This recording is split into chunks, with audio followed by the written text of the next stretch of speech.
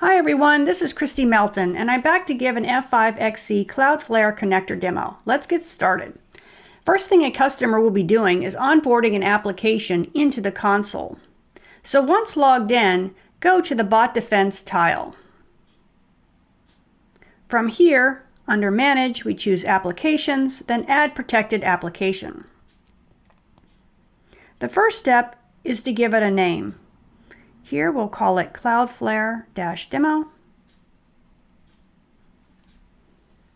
We can add a description.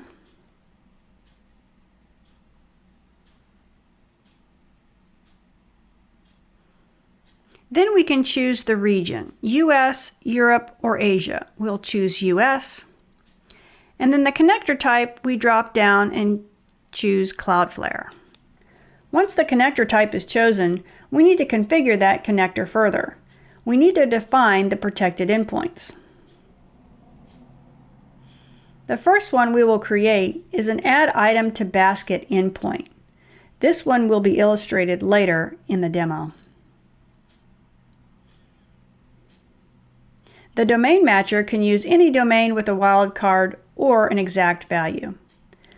The path is case sensitive by default. To choose an insensitive option, check the box below.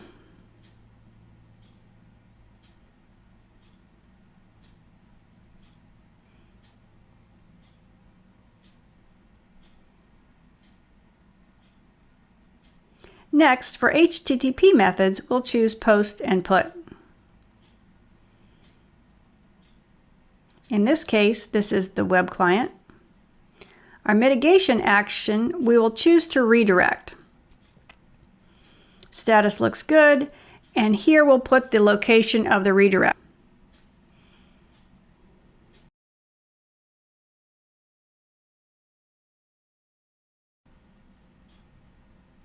We click Apply.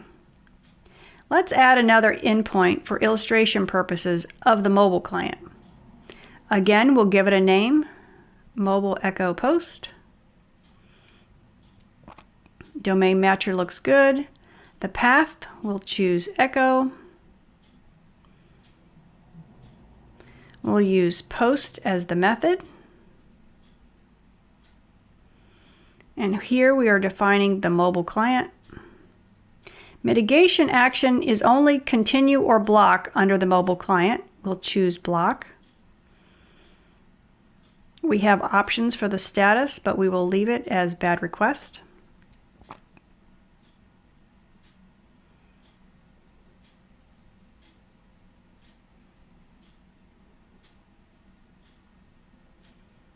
And here we can type in a customized response to that bad request, and I'll choose F5 blocked bots.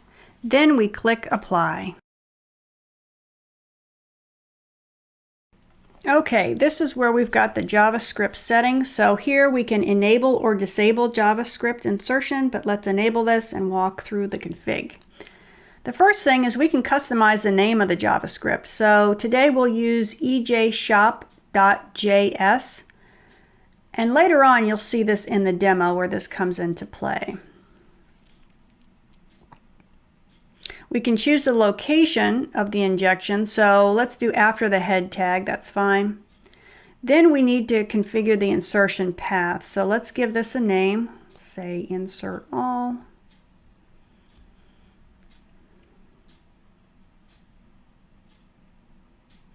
The path is path or prefix, let's choose path and go with just a slash. This means that the JavaScript will be injected into all the pages. Okay, or we can actually want to exclude some paths. We can do that there. Okay, so for the mobile SDK portion, let's just walk through this. You can disable or enable it, but let's walk through it. We'll enable it. Go through the fields here. Need to add an item. Let's give it a name.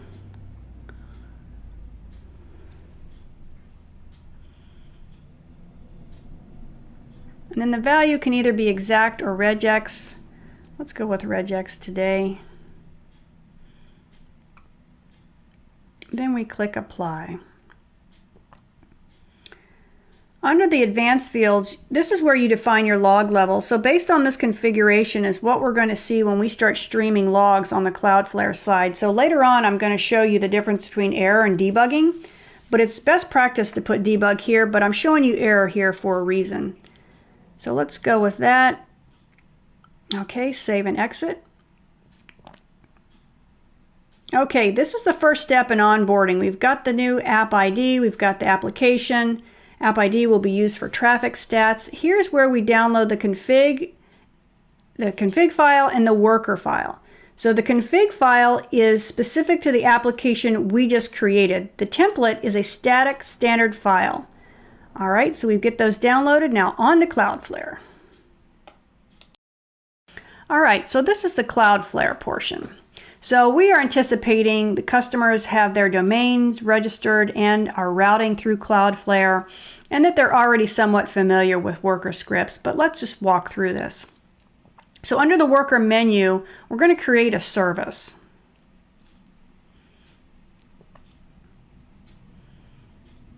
And we're going to give it a name.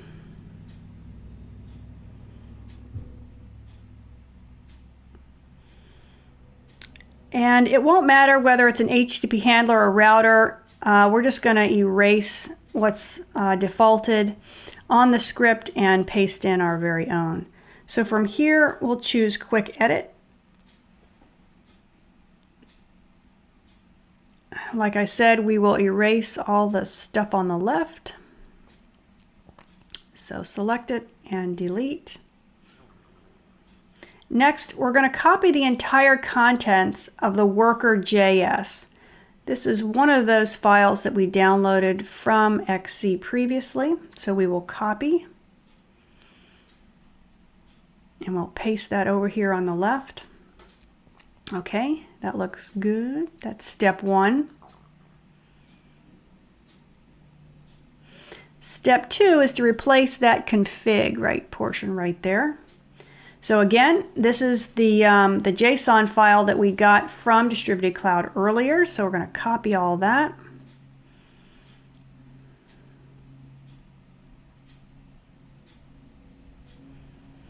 Paste it right there. All right, that looks good. We'll save and deploy this. Once deployed, all the requests will be acted upon by the worker script that we just created, which will make API calls to our backend in order to get an inference. Once we have that inference, we'll be taking action as to how it was previously configured in Distributed Cloud. So now let's go to the logs.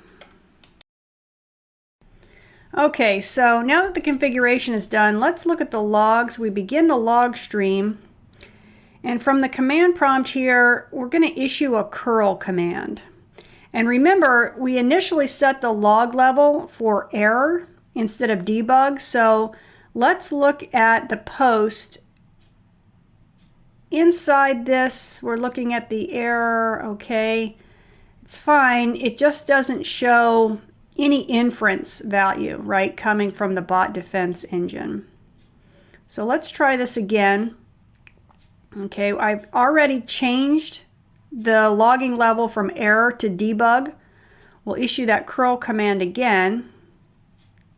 Let's pause the log stream so we can find our post. Okay, there's our post. Now you can already see the difference between the two logging levels. Again, you see right there, that is the path that we had configured in XC. We see that it's a protected endpoint, so we will get an inference. Scroll down. Again, the message is debug, and it notices we've got a token missing. Okay, so the inference is malicious, which is excellent. All right, let's clear the logs. We'll start the logs again. This time we're going to look for a human inference. So we go to our demo shop website here. Let's add a couple things to basket. Remember, add to basket was a protected endpoint. All right, let's pause the log stream. Let's look for our post. All right.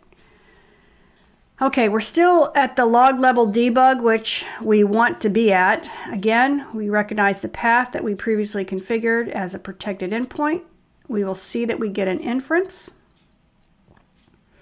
Everything looks good. All All right, we see that the request method was a post, and what do you know? Look, we've got a human inference. Okay, so let's go back to that website there. And what we want to do is just scroll through here. Again, we see it was a post. Okay, that's good to go.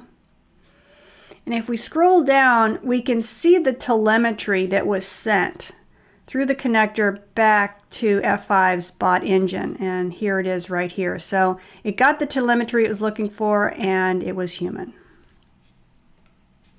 All right, the last step, let's jump back in Distributed Cloud, go back to the bot defense tile and under monitor. And I just wanted to show you graphically what Distributed Cloud offers in terms of visualization of the data that we've been able to collect. And it's a great thing. I hope you've enjoyed the walkthrough of the Cloudflare connector, and we'll see you again next time. Thanks for watching. Bye.